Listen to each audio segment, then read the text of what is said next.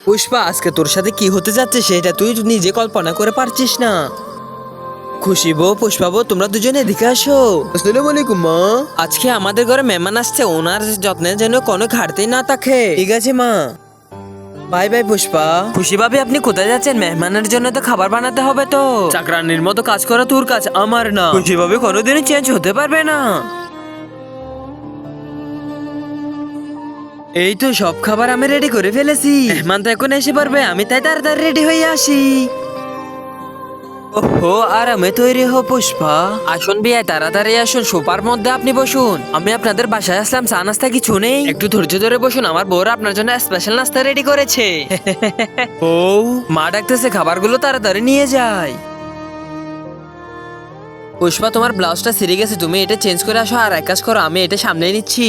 আচ্ছা। আরে খুশি, তুমি একা? পুষ্পা কোথায়? মা, পুষ্পা সরাসরি না করে দিয়েছে, আপনার টাকলা তালের জন্য কোনো খাবার রেডি করতে পারবে না ও।